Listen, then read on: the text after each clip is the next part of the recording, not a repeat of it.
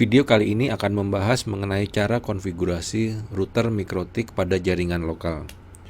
Router MikroTik biasanya kita gunakan untuk membagi akses internet ke lebih dari satu perangkat atau komputer di dalam jaringan.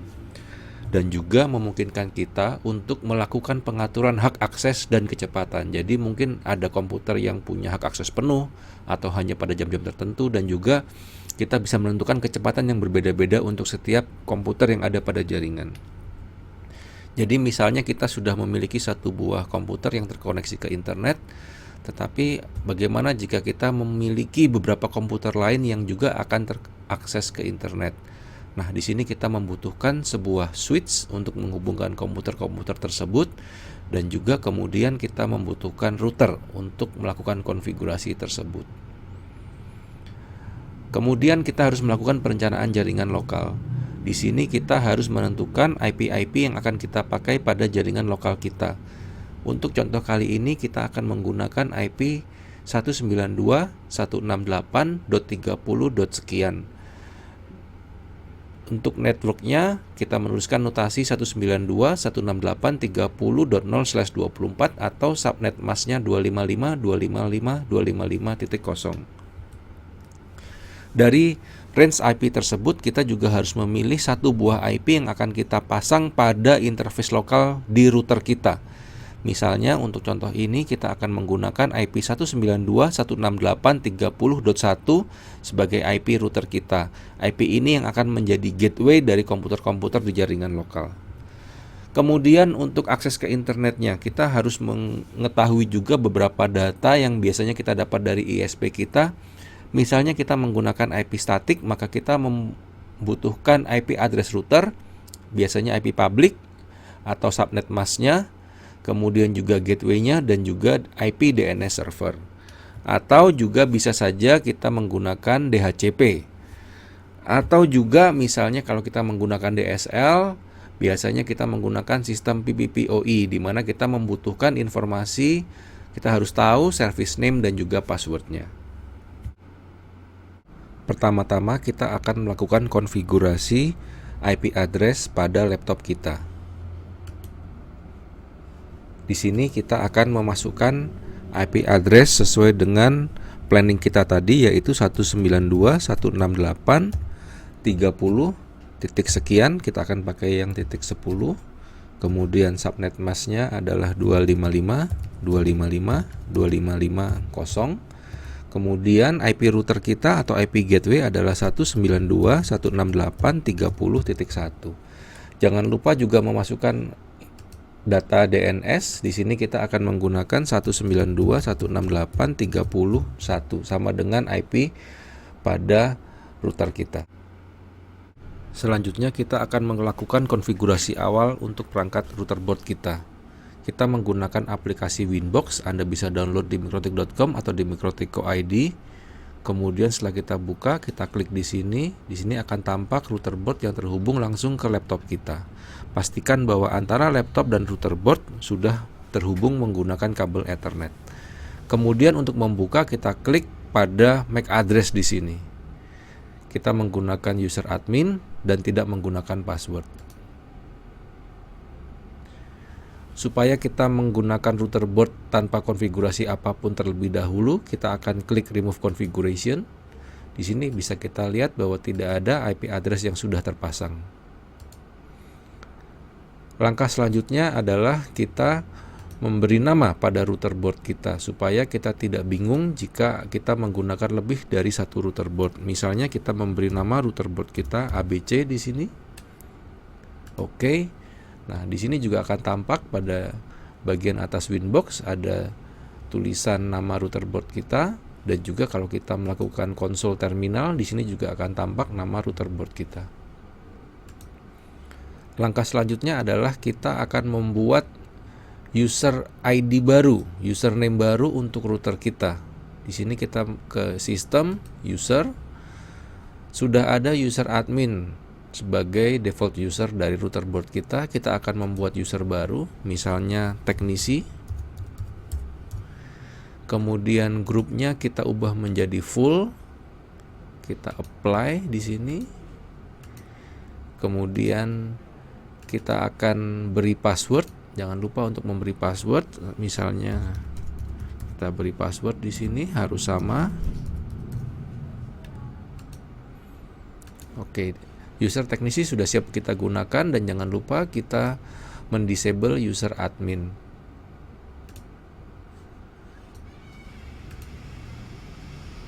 Kalau kita coba login kembali, kita sudah bisa menggunakan user teknisi dengan password yang sudah kita masukkan tadi. Di sini kita login menggunakan user teknisi. Selanjutnya kita akan melakukan pengaturan pada router.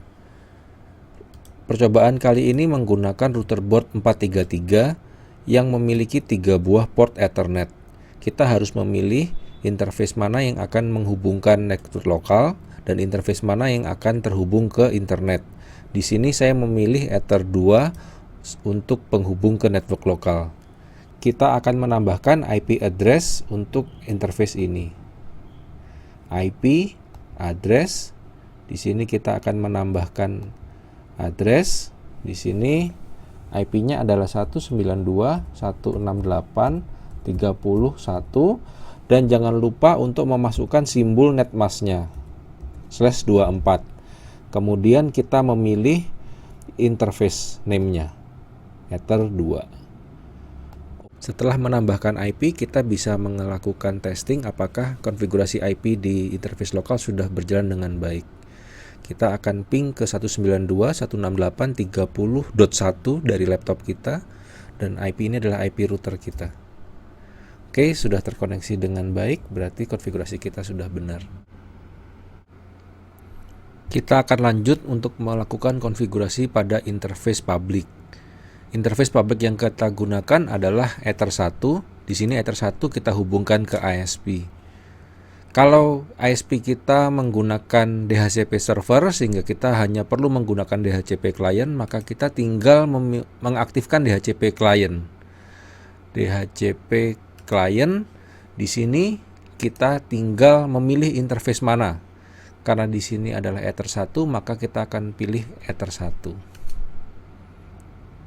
Nah, bisa kita lihat di sini bahwa statusnya sudah bound, artinya kita sudah berhasil mendapatkan IP dari DHCP server milik ISP. Kalau kita lihat di sini di bagian IP, kita sudah mendapatkan IP address yang diberikan oleh ISP, dan kita juga sudah mendapatkan setting DNS. Settingan ini diberikan oleh DHCP server. Kita hanya perlu mengaktifkan allow remote request supaya customer kita bisa melakukan request DNS. Berikutnya adalah dari router kita kemudian bisa cek apakah sudah terkoneksi ke internet. Misalnya kita mau lakukan ping ke google.com. Ya, sudah bisa.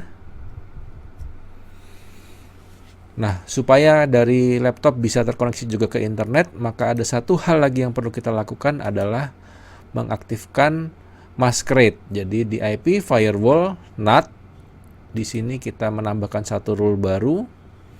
Chain-nya adalah source NAT. Kemudian kita pilih out interface. Karena out interface yang berhubungan dengan ISP adalah Ether 1, di sini kita pilih Ether 1. Kemudian kita ke bagian action, di sini kita pilih action masquerade. Action ini akan mengubah IP address private kita menjadi IP address public. Saat ini seharusnya laptop kita sudah bisa terkoneksi ke internet. Kalau kita coba ping ke internet,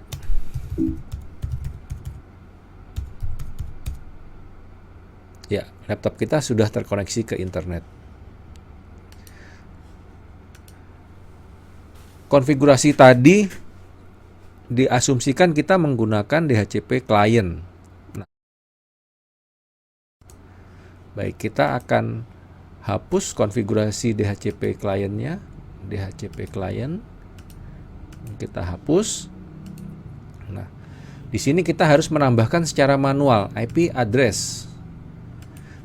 Ini ditanyakan ke ISP berapa IP address yang bisa kita pakai. Di tes ini kita akan menggunakan 202.167.2/28. Interface-nya Ether 1. Oke. Kemudian kita juga perlu menambahkan default root ada di IP. Kemudian root di sini kita tambahkan destination address 000/0 dan gateway-nya adalah 202.165.127.1. Informasi ini harus diminta dari ISP, tempat kita berlangganan. Oke. Kemudian ada satu setting lagi yaitu IP DNS setting. Nah, di sini juga harus kita masukkan IP address yang kita dapatkan dari ISP kita, IP DNS servernya. Oke. Saat ini pun laptop kita harusnya juga sudah terkoneksi ke internet. Baiklah. Di sini kita tahu bahwa IP address laptop kita, kalau mau kita lihat di IP ARP kelihatan ada 192.168.30.10. Bagaimana kalau kita mau melimit laptop ini, speednya berapa? Cara termudah adalah menggunakan simple queue. Ada di queue, kemudian simple queue, kita tinggal klik plus. Nama bisa kita buat apapun. Kemudian target address, ini adalah IP address laptop kita. Di sini adalah 192.168.30.10. Nah, di sini kita tinggal buat upload berapa, download berapa. Misalnya di sini saya mau buat 128 kilo, downloadnya juga 128 kilo. Oke.